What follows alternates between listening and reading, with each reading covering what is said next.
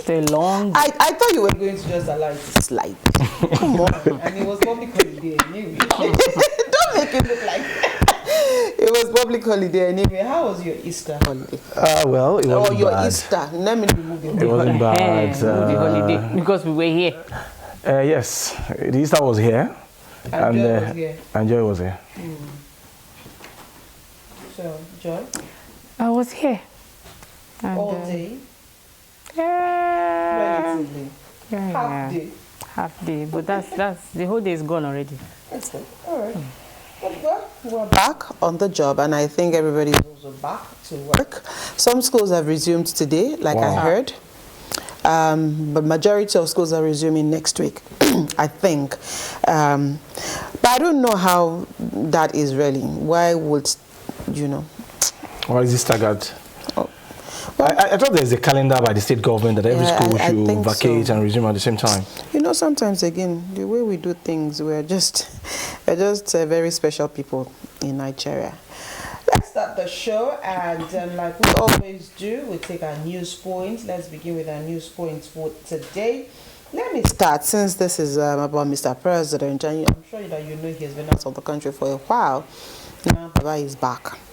Tinubu returns to Abuja after UK France trip. And of course, President Bola Tinubu has returned to Abuja after a working visit and retreat in France and London, lasting 18 days. The presidential 001 aircraft convened. The president landed at the Nnamdi Azikiwe International Airport, Abuja, at 9:50 p.m. on Monday, the State House Media Office disclosed. Tinubu was received by the Chief of Staff, Femi Gbajabiamila, the Minister of the Federal Capital Territory, Nyesom Wike, National Security Advisor, Nuhu Ribadu, and Secretary to the Government of the Federation, George Akume, among others. Tinubu departed Nigeria.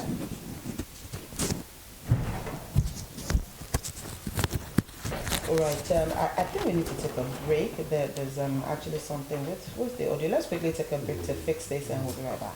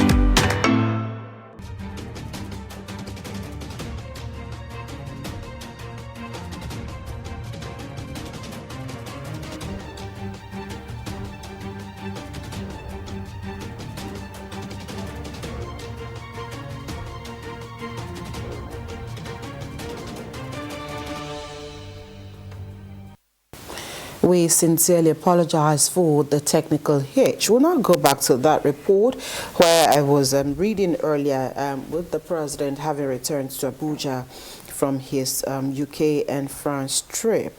The president has returned to Abuja after a working visit and retreat in France and London lasting 18 days. The presidential 001 aircraft convened the president landed at the Nnamdi Azikiwe International Airport. Abuja at 9:50 p.m. on Monday, the State House Media Office disclosed. Tinubu was received by the Chief of Staff, Femi Gbajabiamila, Minister of the FCT, Nyesom Wike, National Security Advisor, Nuhu Ribadu, and Secretary to the Government of the Federation, George Akume. Tinubu departed Nigeria on Wednesday, April 2nd, spending some time in Paris, the French capital, before he reportedly proceeded to London 2 weekends ago. The presidency said while away, Tinubu maintained contact with key government officials overseeing critical national matters, including directives to security chiefs to address emerging threats in some states. In Paris, the president had talks with the United States Department of State Senior Advisor for Africa, Mr. Masad Balos.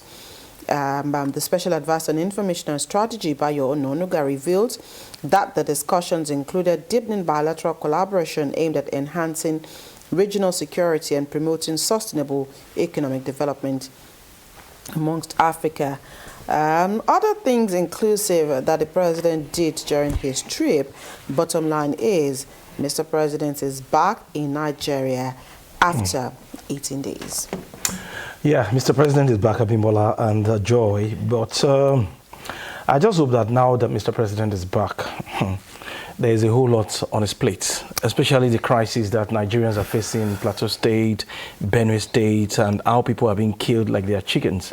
So, like someone was saying on the radio program this morning, one would expect that, fine, the Vice President was there yesterday, but it won't be bad as well if Mr. President can also visit these people to show sympathy and, of course, love. Because the particular contributor on that particular program this morning did say that if it is time for election, Mr. President will go to those places and campaign, whether there is fire or no fire. Well, I'm sure that that's left for them to decide. He just got back, whether or not he wants to go. But the fact that the vice has gone, for me, would actually mean that, well, the presidency has gone. And, well, you know, sometimes we just need to... It doesn't need to be everywhere. It doesn't need to be every day. What matters is let him, wherever he is, let him give proper directive and let proper security apparatus be deployed to those places. And again, you also need to realize that for his own security reasons as well, it just might not be okay for him to go everywhere. The most important thing is get things done. Delegate and get things done. His presence there might make not much of a difference. If he went, if he does not go, let him just do the needful. Let's ensure that there's better security in those places. For me, that's what I think, honestly. Okay, from Mr. President, returning back to Nigeria, we'll move into politics. 2027 should rest lands Atiku El-Rufai coalition. A former presidential candidate of the African Action Congress, Omoyele Sowore, has slammed the ongoing efforts by ex-Vice President Atiku Abubakar and former Governor of Kaduna State, Nasir El-Rufai, and other political figures to form a new coalition ahead of 2027 general elections. Sowore made the remark in Abuja on Monday while speaking to journalists in separate interviews during the 50th birthday celebration of the wife of the former SDP presidential candidate, Prince Adewale Adebayo, Lillian Adebayo. I support coalitions and opposition, but not the kind that has people like El-Rufai. When the time comes, the moment they are offered what they want, they will go back to where they came from, Sowore said. He argued that many of the individuals involved in the planned coalition lacked the credibility to champion real change. The APC was a coalition. Did you forget? The people who are asking to form another coalition were former APC members. In fact, most of them were Buhari cabinet members who were supposed to be in prison, forming a union of prisoners. Showore said. His sentiment echoed those of Adebayo, who cautioned opposition leaders against hijacking the SDP as a platform for personal political battle with Mr. President. Of course, my party knows that I'm running for the 2027 election, according to Adebayo. And for the coalition, we are listening to them. We don't want to get a getaway car for a conspiracy and robbery we did not plan. That's not available, Adebayo told journalists. If the coalition is for the Nigerian people, the SDP is available. But if it is just a crime center for disappointed Tinubu followers, they should go back to him and resolve their differences. Don't come to SDP to borrow us for a fight we are not involved in, he added. He did ask for his opinion. And even this Adebayo said, he's already confirming that is the candidate of the SDP for 2027. Primaries now. Which means, so again, it will take me back to anytime you want to find fault in other people, look at yourself first. Like they say, before you remove the speck from another person's eyes, look at your own. We're always quick to judge. We're always quick to catch aspersions. But right with us, those things that we do are heavier than those that have said their own.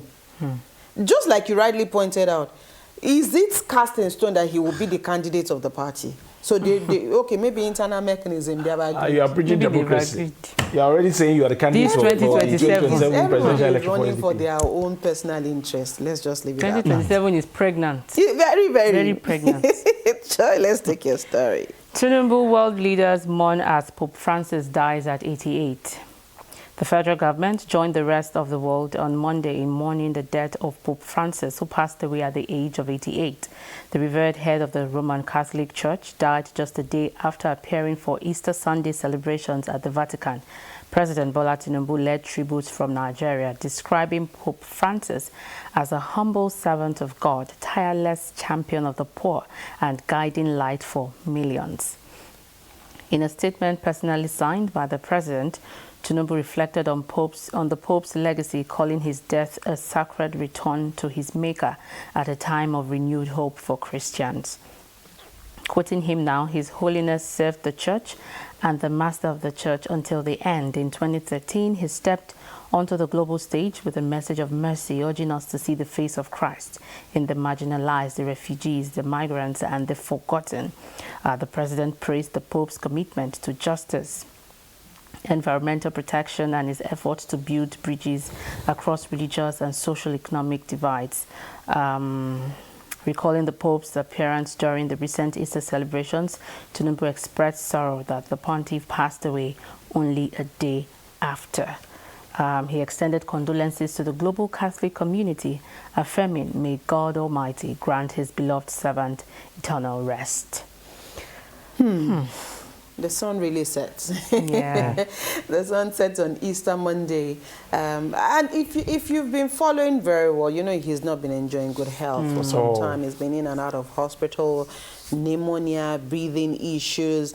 And you know, for some reason, I think on Easter Sunday, it was a big task to get him to do the homily at the window side. It was. And you know, and I think they knew that, you know, that it was, you know, grasping or grappling with, you know, life. And we can only pray, you know, God grants him eternal rest.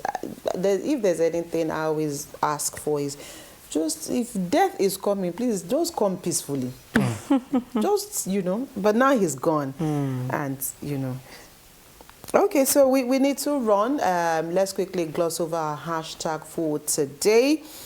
Well, the news that is reaching us at the moment is that, you know, a particular amount of money has been set aside at the Aso Rock Villa for the installation of solar system. And a lot of Nigerians are saying, is that the next priority thing that can happen? 10 billion 10 billion naira, you know, allocated to, you know, installation of solar mini grid at the presidential villa.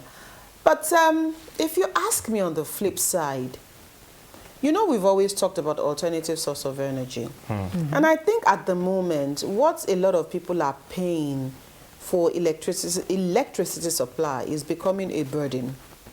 So if you now just want to close your eyes and install solar, but that amount of money is where I have a problem. The amount of money is, for me, is the issue. I don't have a problem with the installation of a solar mini grid at the Aso Villa, but that amount. Abimbola, Aso Rock is a very big place. I know. I know, Aso Villa. Aso Villa. And the quantity of electricity that they will be consuming there is plenty. Will be quite much. And I'm not going to condemn it as well, especially now that we are beginning to preach clean energy. Right. And what you rightly said is what Reno actually gave back as reply to those who are condemning the initiative. It is small picture thinking to believe that installing solar panels in Aso Rock is tantamount to the president's lack of faith in the government's ability to improve electricity. Please fact check me. According to Reno, the White House, which is the seat of the United States government, has been using solar panels since 1979 under President Jimmy Carter. And of course, Buckingham Palace, King Charles is also looking in the direction of clean energy. So it's safe to say that our government is also looking at what global. I remember the Deputy Governor of Lagos State. He cried out. Yeah, cried out. Yes. Over his bill. Yes, he cried out. Well, clean energy I have no problem with, but maybe government can also look at that amount of money and look at it. Can it be syncared with? And how they arrived at the 10 billion, we don't even know. There was no bidding process. It was not made open. Yes, but when it was approved, it was made open. And now we know the figure. Okay. All right, those are trending stories as well as a hashtag for today. We'll take a quick break. When we return, part one of our conversation will be on this side of the table.